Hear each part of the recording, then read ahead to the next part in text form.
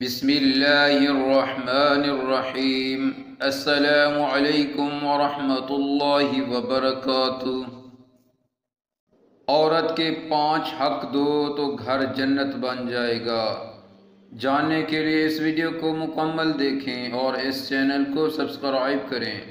ایک لڑکی سے سبق سیکھو کہ صرف 2 بول پڑھ کے جب ایک شوہر سے تعلق قائم ہو گیا، ایک نے کہا میں نے نکاح کیا اور دوسرے نے کہا میں نے قبول کر لیا، اس لڑکی نے اس 2 بول کی ایسی لاج رکھی کہ ماں کو چھوڑا، باپ کو چھوڑا، بہن بھائیوں کو اس نے چھوڑ دیا اور ایک شوہر کی ہوگی۔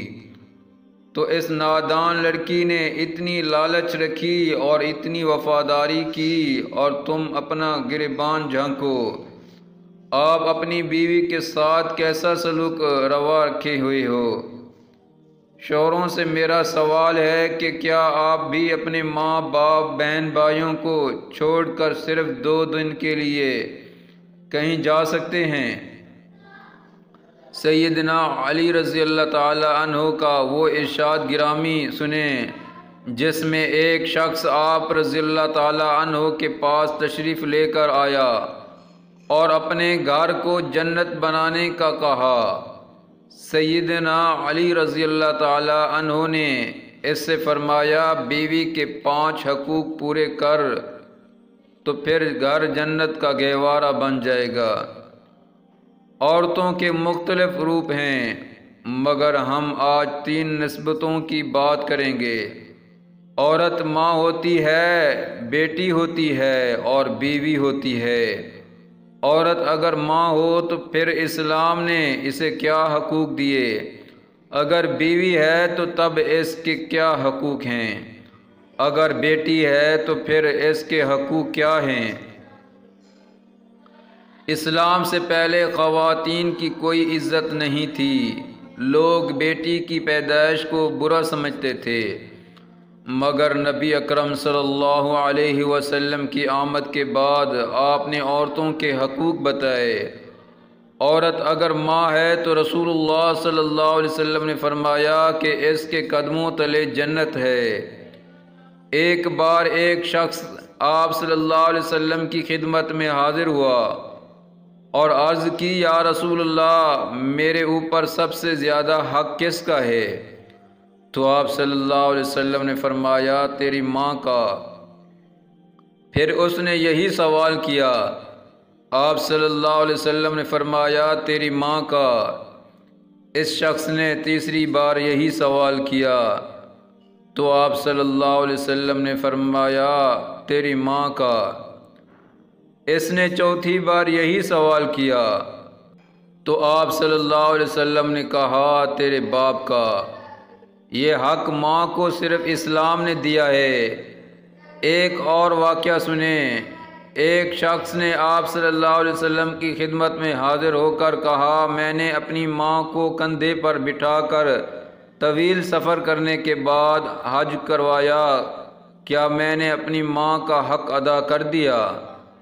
تو آپ صلی اللہ علیہ وسلم نے ارشاد فرمایا تو ایک رات کا حق بھی ادا نہیں کر سکا جب وہ تیرے پیشاب کے بستر پر لیٹ جاتی تھی اور تجھے سوکھے بستر پر لٹا دیتی تھی۔ اور پھر رسول اللہ صلی اللہ علیہ وسلم خود اپنی ماں کی قبر پر روتے رہے۔ صحابہ کرام سے فرمایا کہ کاش میری ماں زندہ ہوتی، میں فرض نماز شروع کرتا، میری ماں مجھے آواز دیتی تو میں نماز توڑ دیتا۔ عورت اگر بیوی ہو تو پھر اسلام کیا کہتا ہے؟ حضرت عائشہ صدیقہ رضی اللہ تعالی عنہا فرماتی ہیں کہ رسول اللہ صلی اللہ علیہ وسلم نے فرمایا تم میں سے سب سے بہتر شخص وہ ہے جو اپنی بیوی سے اچھا ہے۔ پھر فرمایا میں اپنے گھر والوں سے سب سے زیادہ اچھا ہوں، اور زوجیت کا حصول بیوی کا حق اور شوہر کے ذمہ فرض ہے۔ مالی حالت کے مطابق کھانے پینے کی ضروریات، زندگی اور رہائش کی اچھی سہولیات فراہم کرنا شوہر کے ذمہ ہے۔ رسول اکرم صلی اللہ علیہ وسلم نے خطبہ حجۃ الوداع میں عورتوں کے بارے میں خصوصی تاکید اور وصیت فرمائی۔ عورت اگر بیٹی تو اسلام اس سے بھی حقوق دیتا ہے۔ حضرت ابو سعید خدری رضی اللہ تعالیٰ عنہ سے روایت ہے کہ نبی اکرم صلی اللہ علیہ وسلم نے ارشاد فرمایا، جس شخص کی 3 بیٹیاں یا 3 بہنیں ہوں یا 2 بیٹیاں یا 2 بہنیں ہوں اور وہ ان کے ساتھ بہت اچھے طریقے سے زندگی گزارے، یعنی ان کے حقوق جو حقوق شریعت نے مقرر فرمائے ہیں وہ ادا کرے، ان کے ساتھ احسان اور سلوک کا معاملہ کرے، ان کے ساتھ اچھا برتاؤ کرے اور ان کے حقوق کی ادائیگی کے سلسلے میں اللہ تعالیٰ سے ڈرتا رہے، تو اللہ تعالیٰ اس کی بدولت اس کو جنت میں داخل فرمائیں گے۔ اسی مضمون کی حدیث حضرت ابو ہریرہ رضی اللہ تعالیٰ عنہ سے بھی مروی ہے، مگر اس میں اتنا ہی اضافہ ہے کہ آپ صلی اللہ علیہ وسلم کے ارشاد فرمانے پر کسی نے سوال کیا کہ اگر کسی کی ایک بیٹی ہو تو کیا وہ اس ثواب سے محروم رہے گا؟ تو آپ صلی اللہ علیہ وسلم نے ارشاد فرمایا، جو شخص ایک بیٹی کی اس طرح پرورش کرے گا اس کے لیے بھی جنت ہے۔ حضرت عائشہ رضی اللہ تعالی عنہا فرماتی ہیں کہ حضور صلی اللہ علیہ وسلم نے ارشاد فرمایا، جس شخص پر لڑکیوں کی پرورش اور دیکھ بھال کی ذمہ داری اور وہ اس کو صبر و تحمل سے انجام دے تو یہ لڑکیاں اس کے لیے جہنم سے آڑ بن جائیں گی۔ حضرت انس رضی اللہ تعالی عنہ سے روایت ہے کہ نبی کریم صلی اللہ علیہ وسلم نے ارشاد فرمایا، جس شخص کی 2 یا 3 بیٹیاں ہوں اور وہ ان کے اچھے انداز سے پرورش کرے اور جب شادی کے قابل ہو جائیں تو ان کی شادی کر دے تو میں اور وہ شخص جنت میں اس طرح داخل ہوں گے جس طرح یہ دونوں انگلیاں ملی ہوئی ہیں۔ حضرت عائشہ رضی اللہ تعالیٰ عنہ سے ایک قصہ منقول ہے، وہ فرماتی ہیں کہ ایک خاتون میرے پاس آئی جس کے ساتھ اس کی 2 لڑکیاں تھیں۔ اس خاتون نے مجھ سے کچھ سوال کیا، اس وقت میرے پاس سوائے ایک کھجور کے اور کچھ نہیں تھا۔ وہ کھجور میں نے اس عورت کو دے دی۔ اس اللہ کی بندی نے اس کو کھجور کے 2 ٹکڑے کیے اور ایک ٹکڑا دونوں بچوں کے ہاتھ پر رکھ دیا، خود کچھ نہیں کھایا حالانکہ خود اسے بھی ضرورت تھی۔ اس کے بعد وہ خاتون بچوں کو لے کر چلی گئی۔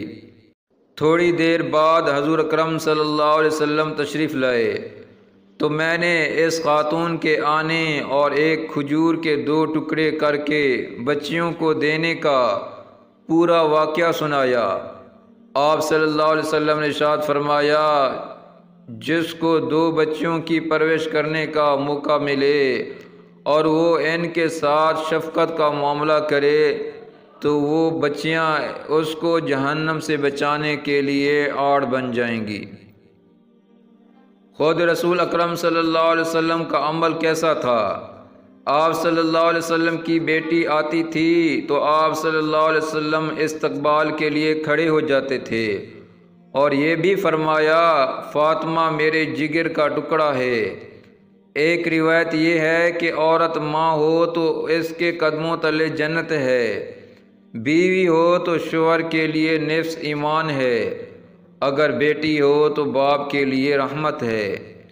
اس حدیث کو پڑھ کر حضرت فاطمہ رضی اللہ تعالی عنہا کی قسمت پر رشک آیا۔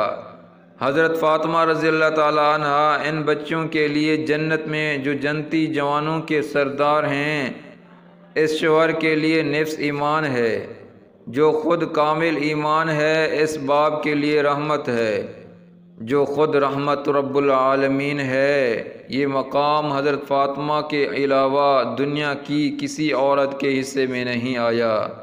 گھر کو پرسکون بنانا چاہتے ہیں تو 5 کام کریں۔ حضرت علی رضی اللہ تعالیٰ عنہ سے سوال کیا گیا کہ گھر کی پریشانی و بربادی کے اسباب کیا ہیں؟ آپ نے فرمایا، بربادی کے 5 اسباب ہیں۔ نمبر 1، عورت کی بغاوت۔ جب مرد بیوی کے حقوق پورے نہیں کریں گے تو عورتیں باغی ہو جائیں گی۔ نمبر 2، مرد کا بد اخلاق ہونا۔ مرد جب بھی بات کرے اخلاق سے بات کرے۔ نمبر 3، عورت کا شکریہ ادا کرنا۔ وہ احساس کی مٹی سے بنی ہوئی ہوتی ہے۔ نمبر 4، عورتوں کا ہاتھ نہ بٹانا۔ نمبر 5، عورت کا خیال نہ رکھنا۔ جو شخص یہ 5 کام نہیں کرے گا اس کا گھر تباہ ہو جائے گا۔ اس ویڈیو کو زیادہ سے زیادہ شیئر کریں اور اس چینل کو سبسکرائب کریں۔ جزاکم اللہ خیرا۔